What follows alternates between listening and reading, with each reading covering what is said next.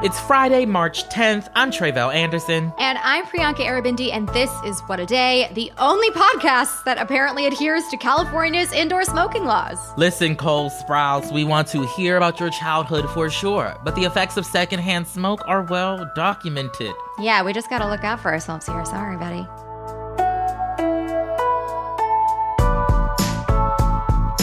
On today's show, Russia launched one of its biggest airstrikes on Ukraine in weeks. Plus, Tennessee's lieutenant governor has apparently fallen for someone's thirst traps. Happens to the best of us, so it's fine.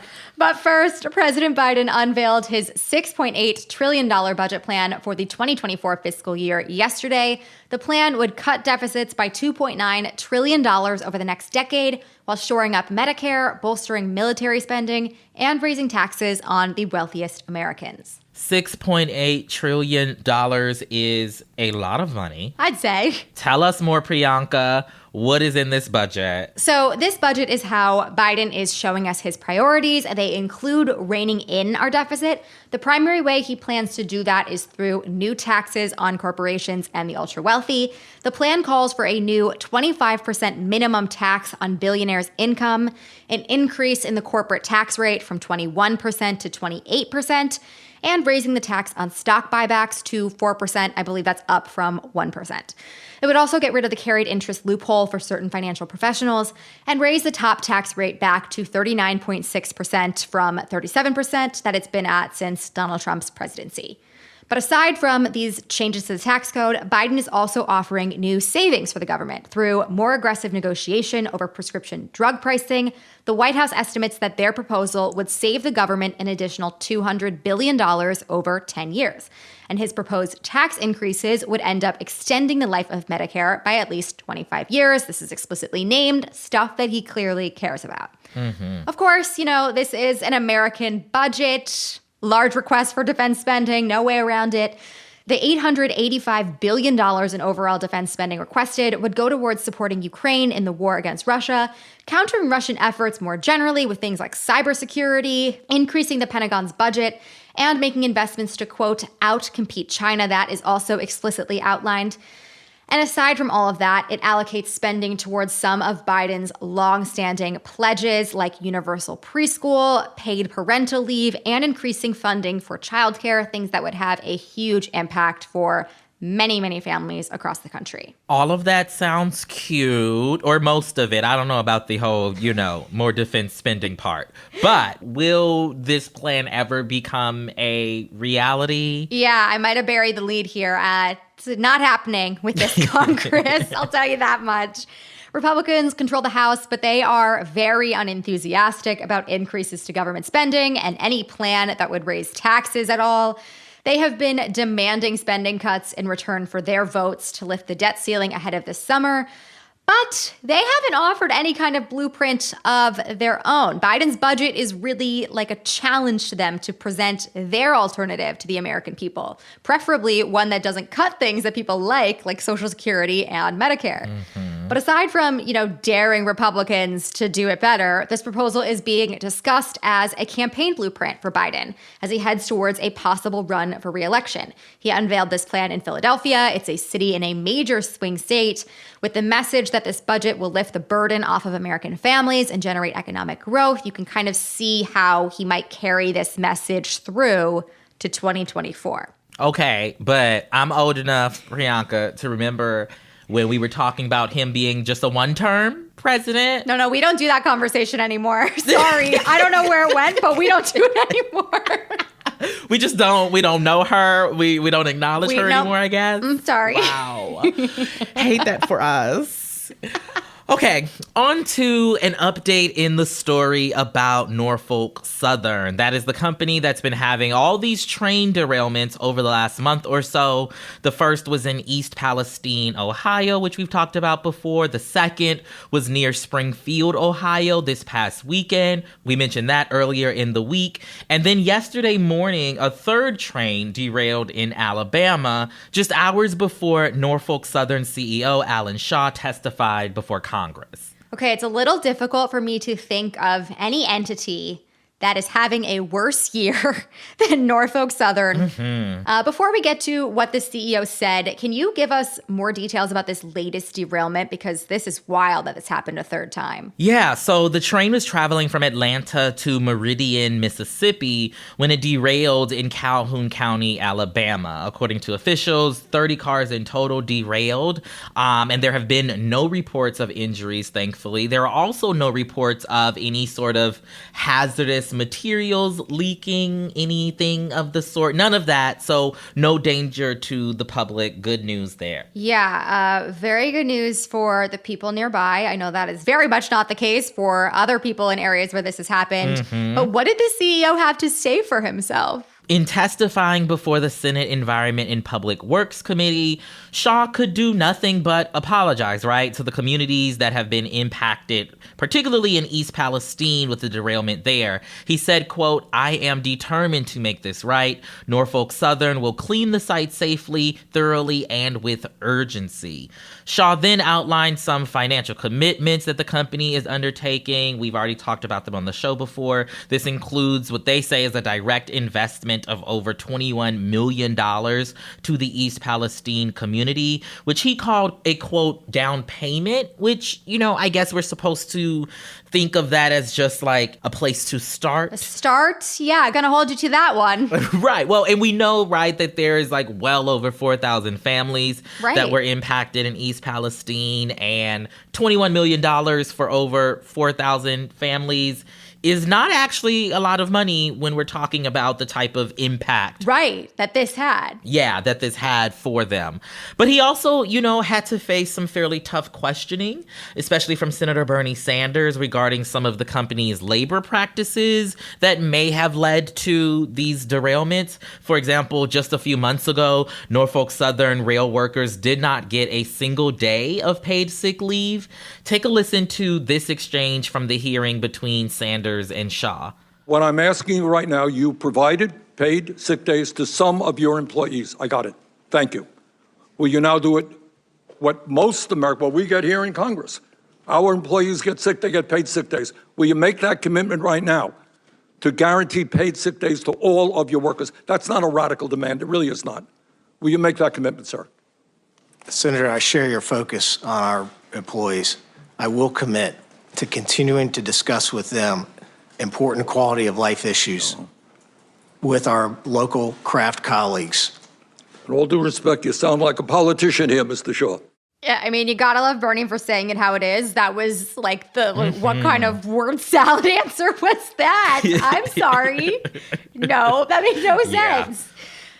Congress has been discussing the potential need for rail safety legislation. Did Shaw have anything to say about those efforts? I mean, he kind of sort of did, but basically did not, I would say. Because earlier in the hearing, right, one of the lawmakers who introduced this new bill called the Railway Safety Act of 2023, that's Pennsylvania Senator Bob Casey, he literally said that he wanted to hear CEO Shaw endorse the bill. The bill, by the way, includes new safety requirements and procedures for trains carrying hazardous materials, a requirement for advance notice from railways to state emergency response officials about what their trains are carrying through their states, requirements to prevent blocked railway crossings, and new rules for train size and weight. But Shaw didn't fully endorse the legislation. He'd only say that the company supported tighter railroad tank car standards and more training and funding for first responders. And he said, quote, "We are committed to the legislative intent to make rails safer," which,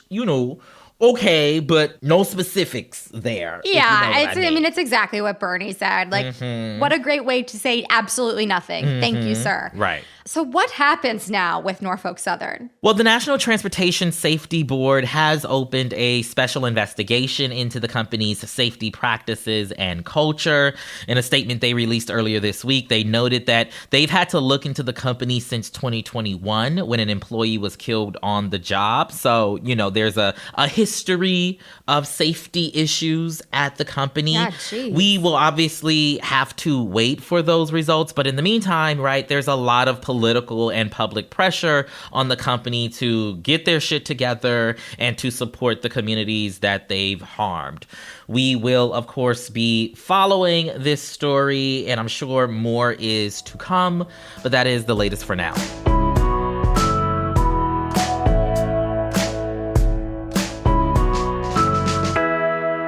Let's get to some headlines. Headlines. A massive Russian airstrike struck several Ukrainian cities on Thursday, killing at least 6 people. Most of the deaths were reported in the western region of the country, in the city of Lviv. The attack also knocked out power in several areas, including the capital of Kyiv. Ukrainian officials said that dozens of missiles were launched in the attack, and that at least 6 of the missiles they intercepted were Kinzhals. Those are Russian-made missiles that travel at hypersonic speed and are capable of carrying a nuclear warhead. This isn't the first time that Russia has used these missiles in combat, but a spokesman for Ukraine's Air Force said that these are the most they've seen in a single attack. The strike also temporarily cut off power from the Zaporizhzhia nuclear power plant from the rest of the country's power grid. The plant, which also happens to be the largest atomic energy facility in all of Europe, has been under Russian control for months, and UN officials renewed their calls to keep the plant safe. Senate Minority Leader Mitch McConnell will remain hospitalized for the next few days after he fell Wednesday night at a fundraising dinner at a Washington, D.C. hotel. A spokesperson for the Kentucky senator said that he suffered a concussion, but didn't say how long he's expected to be away from the Senate. McConnell, who is 81 years old, is the longest-serving Senate leader in that chamber's history and has had at least one other fall since he's been in office. Back in 2019, he fractured his shoulder after tripping on his home patio. On the Senate floor yesterday, Majority Leader Chuck Schumer said this. I offer a prayer of strength and healing for the leader. I join every single one of my colleagues in wishing Leader McConnell a speedy and full recovery.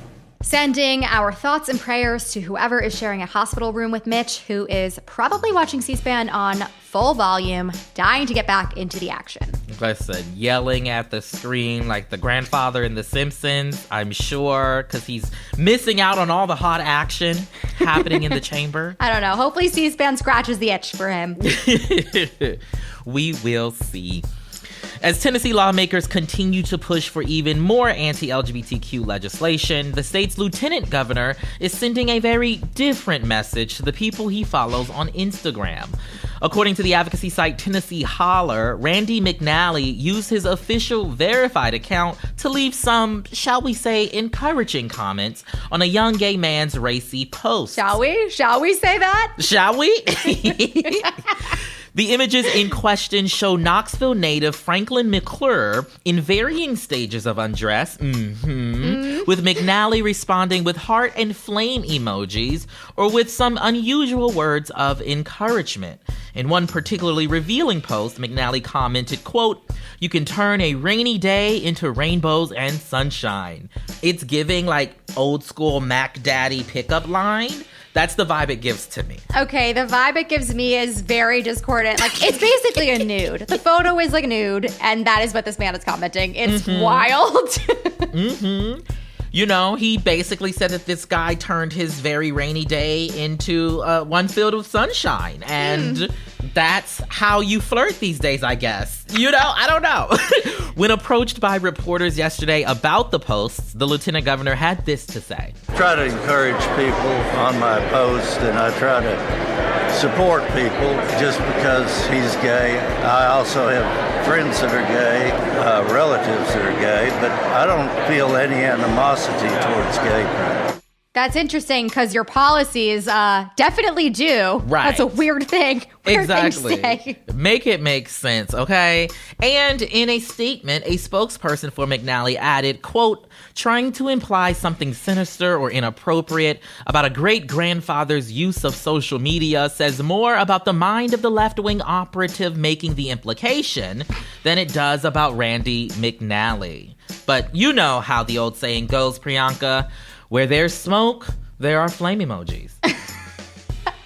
Get ready to spring forward this weekend, whether you like it or not, as daylight saving begins for most of the U.S. on Sunday. But if you're tired of throwing off your sleep cycle twice a year, trust that we are keeping a close eye on the Sunshine Protection Act. It would make daylight saving permanent and is one of the few truly bipartisan bills hoping for a shot in this year's deeply divided Congress. You may remember that we covered it on the show last year. The bill unanimously passed the Senate, but ended up going dark, as they say, in the House. It was reintroduced last week, and Massachusetts Senator Ed Markey, who has been championing this cause since 1985, that is such a long time, Wow. told the Washington Post that he thinks this could finally be the year that it passes because, quote, the sun doesn't have any enemies. Okay. I don't get what that means, but best of luck to you, sir. And you can bet that you'll definitely have a better weekend than former President Donald Trump. That's because the Manhattan DA's office gave him a chance to testify next week before the grand jury investigating his alleged payoff to adult film actress Stormy Daniels ahead of the 2016 election. We're not legal experts here, but it could mean that prosecutors are gearing up to indict him on criminal charges. In the meantime, if you're eager to read up on his missives with other celebrities, mark your calendar for April 25th. That's when his new coffee table book, aptly named Letters to Trump, comes out. It will feature 150 private letters that were sent to him over the years from the likes of former President Richard Nixon, Princess Diana, the one and only Oprah Winfrey, and even his good friend, North Korean dictator Kim Jong-un. It can be yours for just $99 or $399 for a signed edition, though the publisher has stated on its website that all sales are final. So you can't get your money back, okay? Even if you like Donald Trump, this just sounds like it won't be an aesthetically pleasing coffee table book. I just can't see that being the case. So this feels like a terrible way to waste, either $100 or $400.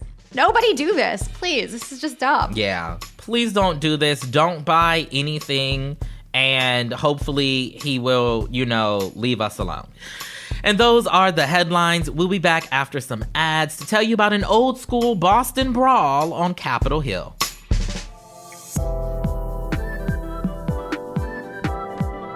What Today is brought to you by Kraft. Now listen up, people. I know some of y'all are listening to this podcast while you're getting ready in the morning, okay? Whether you're getting dressed, packing your bag, or putting on a little lipstick for the day, don't forget to make yourself some breakfast before you head out. It's the most important meal of the day. You've been hearing that since you were 5, and Kraft has got you covered with so many breakfast foods that are easy to prepare, even if you're still waking up. Enjoy a delicious breakfast with breakfast staples like bold Maxwell House coffee, delicious Oscar Mayer bacon, rich Philadelphia cream cheese on a bagel, and easy just crack an egg scrambles. No matter what your favorite Kraft classics are, adding them to your wake-up routine is a recipe for success. And once those scrumptious flavors hit your taste buds, you will be ready for whatever your day has in store for you. I had a bagel this morning and it was delicious. Listen, I've told y'all already how much I stan Oscar Mayer bacon. We're breakfast people. We are. Mornings are better because of easy hot breakfasts made with Kraft Foods favorites. Stock up at your favorite store. This show is sponsored by BetterHelp. Getting to know yourself can be a lifelong process because we are constantly growing and changing. BetterHelp connects you with a licensed therapist who can accompany you on that journey of self-discovery no matter where you are. You know we love therapy. We talk about that all the time on the show. Big fans. Yes. Everybody can't be born great like I was, Some of us have to grow into our greatness. So you need therapy to learn how to deal with them? Yes, absolutely. I've told y'all about my journey with therapy and using BetterHelp specifically, to get me going. Yeah. And so maybe you all, might want to try it out. Join us. I mean, we do it. And look at how great we are. Look at how great we are. If you're thinking of starting therapy, which you totally should, give BetterHelp a try. It's entirely online, so it's convenient, flexible, and suited suited to your schedule. All you have to do is fill out a brief questionnaire to get matched with a licensed therapist, and you can switch therapists at any time for no additional charge. Discover your potential with BetterHelp. Visit betterhelp.com/WAD today to get 10% off your first month. That is BetterHelp, HELP.com/WAD. It's Friday, WAD Squad, so that calls for a little section that we like to call Rent Free. My fave. We love this. You may have heard us mention this in, every single episode we have done, but in addition to the Pitch Perfect podcast that you hear 5 days a week, we also put out an equally hilarious nightly newsletter. Joining us again is Crooked Associate Editor Julia Claire. Julia, welcome back to WAD. Hello, my friends. Happy Friday to us all. So, Julia, another week of foolishness, okay? From finding out what Tucker Carlson really thinks of former President Trump to JetBlue trying to buy Spirit Airlines. But, Julia, what's the one headline that's been living rent-free in your brain this week? The Senate Committee for Healthcare, Education, Labor, and Pensions, also known as HELP, they held hearings with a bunch of labor leaders this week. And there was this exchange between the president of the Teamsters Union, who is a man from Boston named Sean O'Brien. Imagine a man from Boston, a middle-aged man from Boston named Sean O'Brien. Whatever you're imagining, it's correct. He and Senator Markwayne Mullin, I can't believe that we have a senator named Mark Wayne, one word, Mark Wayne, Republican Senator Markwayne Mullin got into a heated exchange, and I would love to play the clip. You've asked the You're question. out of line, Let him man. answer the Actually, I question. haven't, and don't tell me I'm out You of line. are out of line. Don't tell me I'm out of line. Well, you frame. Don't tell me. I'm frame, making a you statement. frame Sir, the statement you need like to a shut tough your guy. mouth Yeah. because you don't know You're what gonna tell me to shut my mouth? Yes, Yeah. I did. Hold it. Yeah. Hold it. Yes, I Tough did. guy. I'm not Senator, afraid of physical. You Senator, don't have hold fun, it. but don't sit there and tell me I'm out of line. Oh, my. He's not afraid of physical what? Exactly. The girls are fighting. Yeah, they are. The girls are fighting, and poor chairman of the committee, Bernie Sanders, is in the back just like sadly banging his chairman's gavel. And you can hear that exchange back and forth. Senator Markwayne Mullin telling a witness, someone being deposed in a hearing, shut your mouth. Wow. Which is batshit in and of itself. And also, what I've learned from this clip is that I would die for the president of the Teamsters Union. And I feel comfortable putting my life on the line for him. I'm trash from Boston as well, okay? I love to see my people represented in the highest levels of government. And he just reminds me of so many of my uncles. I'm not afraid of your tough guy act. Mm-hmm. It made me very fired up. It's clearly just such a corporate villain versus Joe Everyman moment that I think we should be running those ads in perpetuity. And I think that Teamsters Sean O'Brien should be the next Secretary of Labor. A new fave. That was Crooked Associate Editor Julia Claire. She works tirelessly through this news cycle to bring you What A Day's nightly newsletter. It is fantastic. If you haven't already, you can subscribe to it at crooked.com/subscribe. Julia, thank you so much for joining us. This was great, as always. Priyanka, Travell, an honor and a privilege. Love you both.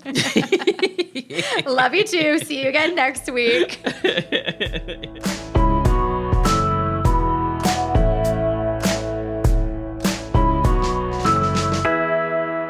One more thing before we go. If you are looking for more ways to stay up to date with what's going on in the world or just need to cleanse your timeline, give us a follow on TikTok. Just do a quick search for Crooked Media to see our daily curation of the hottest takes, biggest news, and funniest jokes from around the network. Some of us also have personal TikToks. Feel free to follow us there. Yeah, what she said.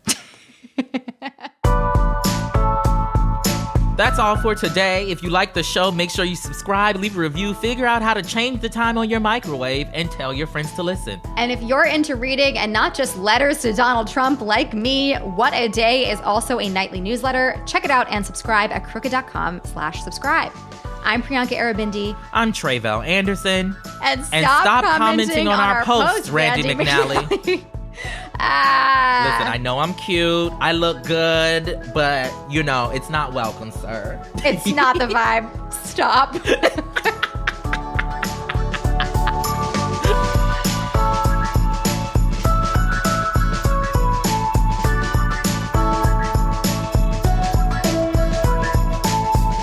What A Day is a production of Crooked Media. It's recorded and mixed by Bill Lance.